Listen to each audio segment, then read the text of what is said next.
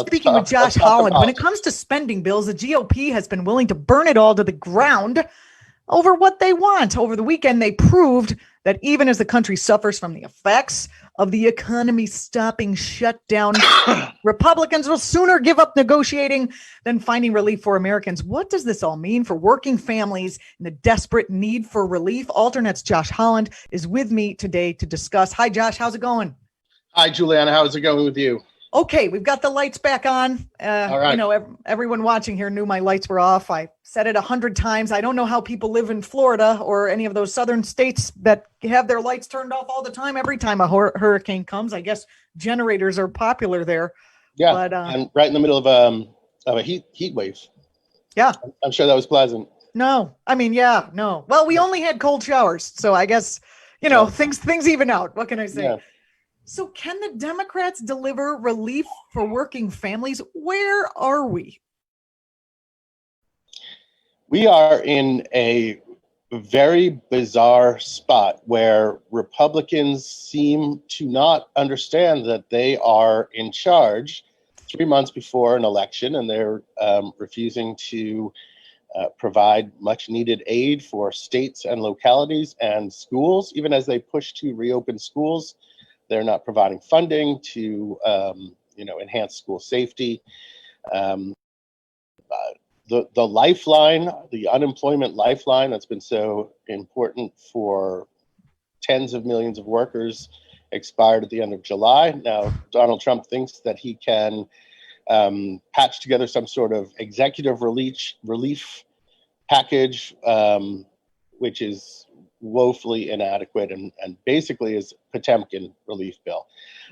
I believe that the reality is going to push them back to the table. And today, Steve Mnuchin, the Treasury Secretary, signaled that he might be willing to reopen negotiations. And, the response to Trump's executive orders has not been what he hoped for it to be, I don't think. What did you think he was hoping for? Everyone to go, hooray, $400 and cutting Medicare forever. The initial round of headlines was, I think, what he was looking for. If you looked at the headlines on Saturday, they were all about how talks had collapsed in a generic sense, so attributed to both sides, intransigence, and that Trump had bypassed Congress to deliver relief. And that was the headlines that he was looking for. It's the next day's headlines where everybody's like, wait a second, what are you actually proposing? He's saying, well, he'll do stop collecting payroll taxes through the end of the year. And then if he's reelected, he will permanently abolish the payroll taxes or at least not make people pay them back. If he is not reelected, everybody will have to pay back. They'll basically be getting a loan. The idea oh my God, isn't that like taking the American people hostage? Just saying like, you will pay me. If you don't elect me, you're going to pay me back. I mean, this is the transitional presidency, right? I mean, everything has been a quid pro quo transactional of sorts, right? You have to, if you're a governor, you have to kiss his butt to get relief supplies. It's been consistent throughout. So, insert large butt jokes here. I'll let you. For all 50 states to have a space. So, as people took a closer look at what he was proposing, he's slashing that $600 a week enhanced unemployment benefit. It's constitutionally dubious that he can do any of this. It's a mess. So I think that they're not going to get, and let me just, as an aside, this is what we've seen consistently throughout this campaign, is that the Trump team is ensconced in a right-wing media bubble and are completely out of tune with the reality on the ground, right? I mean, so we did have yet another week of over 1 million new unemployment filings. There's 16 million continuing unemployment claims. So we're in the midst of this catastrophe. You can't wish it away.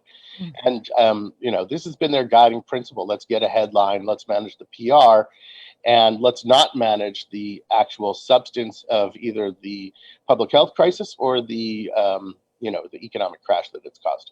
So it's a kind of fantasy land campaign, and it works for the base. The problem is that his base is not enough to win the election. Not enough to win an election. Is that right? Yeah. Yeah. Well, that's good. I mean, if we can make it to November without starving to death, that'll be great. I mean, it's good and it's bad, right? I mean, we are facing interlocking, devastating crises, and they're not managing them. So it's bad that they're not governing. It's bad that they think that they can bullshit their way out of these things and not really focus on the real problems that we face. And it's this irony that of this entire campaign that if Trump had ever just taken the pandemic seriously early on, he would be in a much better political situation. So it's a self-inflicted political wound that has also killed well over 100,000 people needlessly, that has also caused all of this economic pain. And remember, when you look around, I mean, my ex is in France. I remember speaking to her a couple of months ago at the peak of the outbreak there, and she was losing her mind. And I spoke to her recently, and she's like, yeah, we're back to normal. Everything's basically back to normal. We're wearing masks. I mean, the difference is that they're wearing masks. That's the big difference. Otherwise, they're going out to restaurants, their schools are opened, they're socializing, they're going back to work. Everything is, not 100% normal. Obviously, they're still dealing with the pandemic, but other than wearing face masks, their lives are back on track. And what do you make of the fact that, like, in the house? Like, I live in Connecticut, and pretty much that's what's going on. We're the France of the U.S. People wearing face masks, even the rednecks. Everybody's wearing a face mask pretty much everywhere. Yeah, and the cases are way down. They're not going up as far as I could tell today and looking. I mean, the fact that the country is split with some states doing very well and others, Cuomo said he was concerned about, now he's concerned not so much about the disease, but about people bringing the disease in from, other places. Yeah. What are your thoughts about like this two Americas business? It was easy to see coming. I mean, I wrote that this, I'm not an epidemiologist, but it was obvious. I wrote months back that this is exactly what was going to happen when the polls started to show that Republicans and Trump supporters were less likely than Democrats to say that they are taking precautions like socially distancing, wearing masks, washing their hands, et cetera, et cetera. The writing was on the wall. The bottom line is still the case that this is a novel virus. Most of us have no immunity to it, and it's extremely, extremely easy to spread. So those conditions have not changed at all.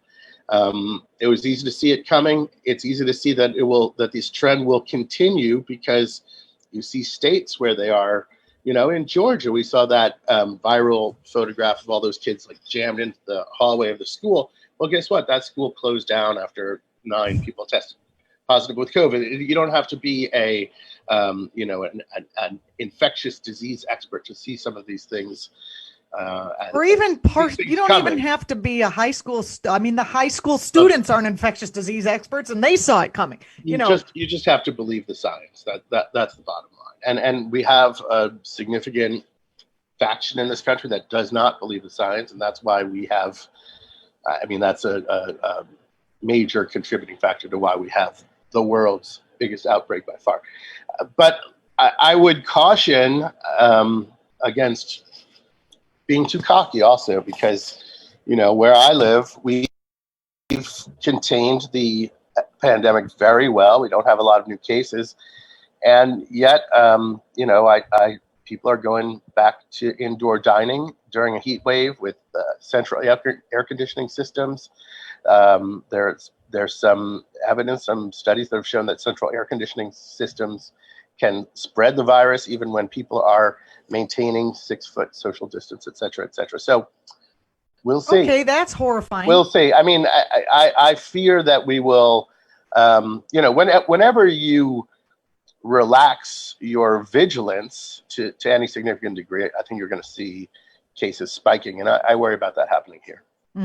Of course. And I think people, yeah, that's really interesting about the central air. I didn't know about that. Yeah. I will only eat indoors if they have the wall units hanging out the front windows. So Yeah, I'll I'm look not for eating that. indoors, not eating in restaurants indoors for a while. No. I'm just not going to do it. I'm not going to do it. It's, most of them you can eat in the parking lot, especially now that I'm not in New York City. All of them have like a tent in the parking lot, pretty much. Yeah, eat outside. If you want to go to a restaurant, just find an outdoor. I mean, all of the restaurants around here have outdoor seating. So you're back to your recent piece, how Democrats turned the tables in the funding fight as the GOP falls to pieces, which I really enjoyed the title on that because Yes. You said that, historically the GOP have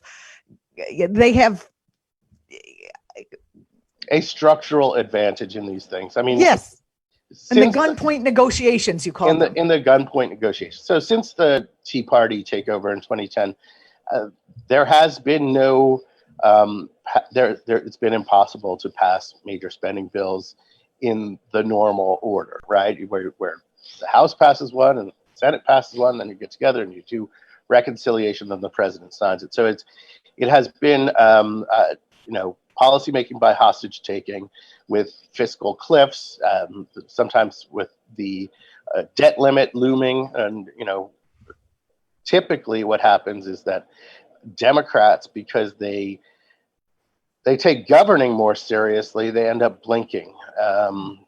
Before the car goes over the proverbial cliff, they can make concessions and get a deal done. And what we've seen this time is that through a combination of, I think, Trump's dismal polling, similarly rough polling for for a number of Republican Senate candidates, and the severity of the crisis itself, right? So, I mean, the underlying problems and the need to get aid to state governments, the need to get aid to local governments, the need to, keep those enhanced unemployment benefits going, the need to spend a bunch of money to make schools safe. All of these things are sufficiently dire that it seems to have given Democrats a different kind of confidence. So they called the Republicans bluff, and they let those unemployment benefits expire. That was the big thing, because they're demanding $10 billion for the Postal Service. They're demanding money for election integrity, et cetera, et cetera. And they were willing to do what Republicans are often willing to do, which is let it all burn down. And it's refreshing to see the Democrats grow a spine. How do we ensure they keep this up? I mean, it is very refreshing to see. It is unfortunate, and I keep coming back to this. There's politics, and then there's the reality, right? So it is fortunate to see Democrats grow a spine. The problem is that their opponents are nihilists, right? Who are willing to even in the 3 months before an election. I mean, this is the thing that's so stunning. They are willing to let the economy crash further. They are willing to let people run out of unemployment benefits. A third of Americans are not going to make their rent payments this month. So it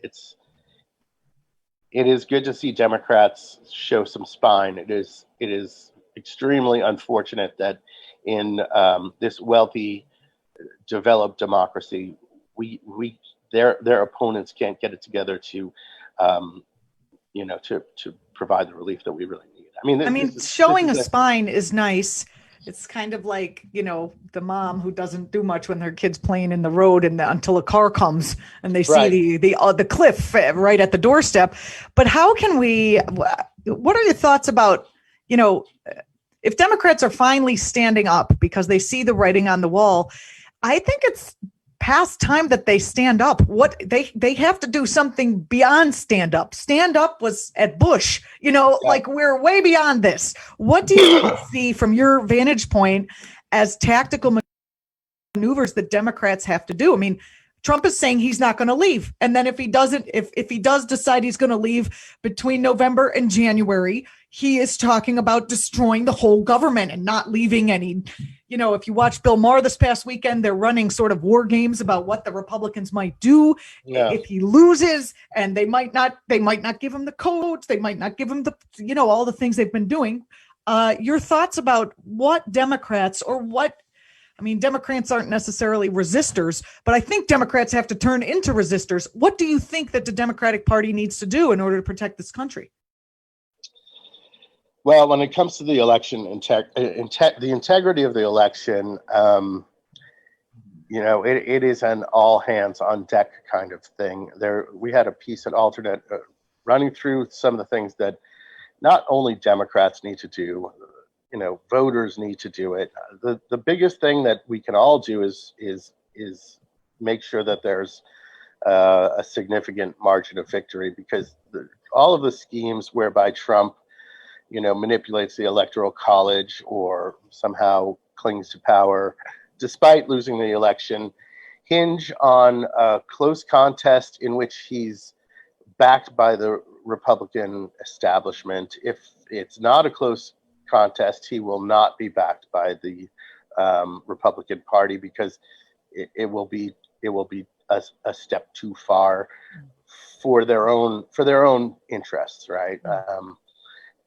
If they'll just pivot to the next election. Shellacking, yeah, right. It's better for them to move to the opposition, leave Democrats trying to rebuild the smoldering ruins, and gear for another Tea Party takeover in 2022. We'll never get any rest here. We're not going to get any rest. Yeah. Is what they say.